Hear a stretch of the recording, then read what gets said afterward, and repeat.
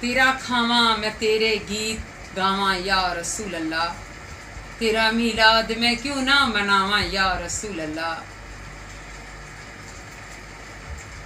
मैं कुछ भी नहीं जे आका तेरे नाल मेरी निस्बत नहीं, मैं कुछ भी नहीं जे आका तेरे नाल मेरी निस्बत नहीं, मैं सब कुछ हाँ जे तेरा मैं सदावा या रसूल अल्लाह। सुबहान अल्लाह।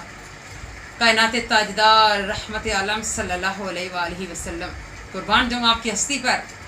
जब रब कायनात ने आपके नूर को दुनिया में भेजा, आपका ज़हूर हुआ, तो उस रात रब कायनात ने नूर के बर्क पूरी दुनिया में फैला दिए, ऐसे तोदे बनकर गिरे। तो यमन के शहर में आमिर नामी एक शख्स था। ये वाक़या अल्लामा इब्ने हजर शाफ़िई ने किताब नेमतुल कुबरा में सफ़ा नंबर 52 और 57 तक लिखा। आप लिखते हैं कि ये आमिर यमन के शहर में रहता था। इसकी बेटी को गंठिया था, इसकी बेटी चलने पे कुदरत नहीं रखती थी।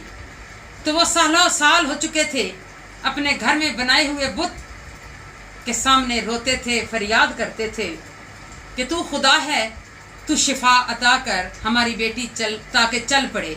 तो दोस्तों, एक पत्थर कैसे शिफा अता कर सकता है? जो अपनी मर्जी से वो हिल नहीं सकता, वो दूसरों को क्या शिफा दे सकता है? तो जब कायनात ताजदार रहमत आलम सल्लल्लाहु अलैहि वसल्लम का ज़हूर हुआ, रब कायनात ने नूर मशरक़ ता मगरब शमाल ता जनूब फैला दिया।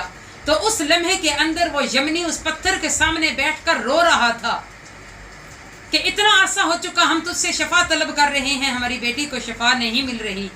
इतनी देर में रब कायनात की पाक बारगाह का सदका वो पत्थर बोल पड़ा। उस पत्थर ने बोल के कहा, कद वुलिदन नबियुल हादी सल्लल्लाहु अलैहि वसल्लम, तुम मुझसे क्या मांगते? मैं खुद कभी मोहताज हूँ। वो नबी हादी जो कायनात का रहबर है, जो कायनात का ताजदार है, वो दुनिया में तशरीफ़ ला चुका है। मुबारक हो, नबी हादी तशरीफ़ ला चुके हैं। तो आमिर ने अपनी बीवी से कहा कि सुन रही हो बात कि ये बुत क्या कहता है? तो बीवी ने भी सुना। और जब हजरत कायनात ताजदार के पैदा होने की गवाही उस पत्थर ने दी, तो आमिर ने बीवी से कहा कि तू गवाह हो जा, तू सुन रही है कि ये पत्थर क्या कहता है?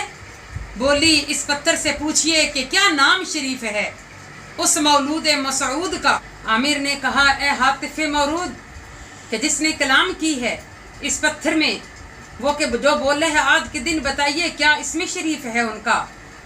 तो पत्थर से आवाज़ आई, फ़क़ाल इस्मुहु मोहम्मद, फ़क़ाल इस्मुहु मोहम्मद निल मुस्तफ़ा इब्न ज़मज़म वस्सफ़ा। हातिफ ने जवाब दिया, इनका नाम नामी इसमें गिरामी मोहम्मद मुस्तफ़ा सल्लल्लाहु अलैहि वसल्लम है, जो सर ज़मीन ज़मज़म और सफ़ा के फ़र्जंद अर्जमंद हैं। अर्दुहु तिहामा, इनका वतन तिहामा है। बैन कतफ़ैहि अलामा, इनके दोनों कंधों के दरमियान निशानी है। इज़ा मशा तज़ुल्लुहु गमामा, जब वो चलेंगे तो बादल इन पर साया करेंगे। सुबहान अल्लाह, मेरे मौला की है बस शान अजीम, जानवर भी करें जिसकी ताज़ीम।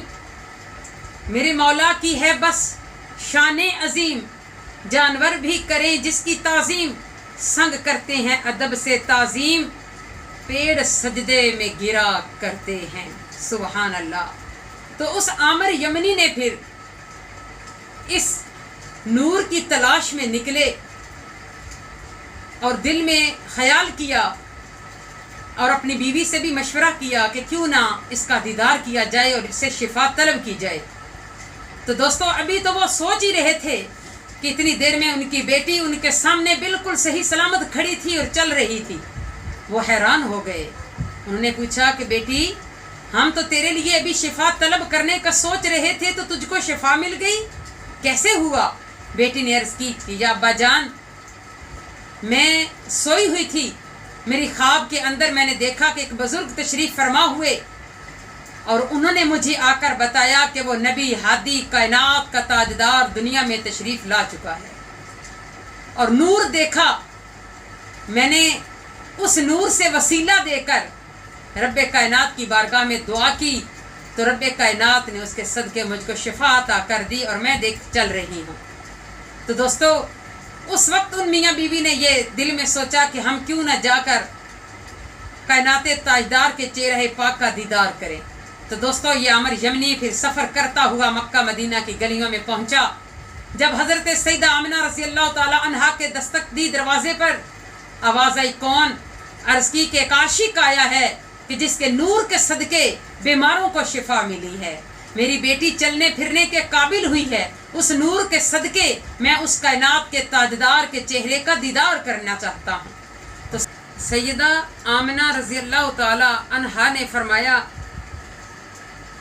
کہ ٹھہرو، مجھے اپنے سسر کائنات کے تاجدار حضرت عبد المطلب سے اجازت لینے دو، کیونکہ انہوں نے مجھ سے عہد لے رکھا ہے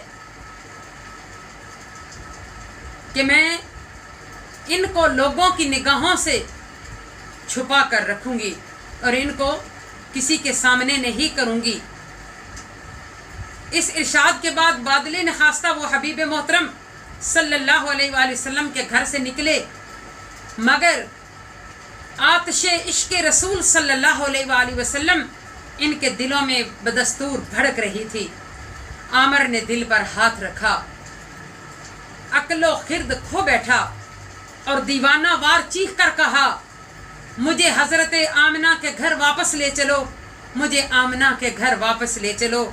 جو دیدار حبیب کرنے کی التجا ہے اور التجا کر رہا ہے، تو دوستو کائنات تاجدار کے چہرہ پاک کا دیدار کرنے کے لیے وہ تڑپ رہا تھا.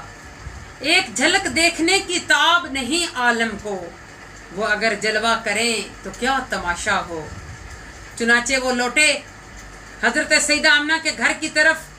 اندر جاتے ہی عامر بے اختیار ہو کر حضور علیہ الصلوۃ والسلام کی طرف بڑھے اور قدموں میں گر پڑے اور ان کی روح قفس انصری سے پرواز کر گئی.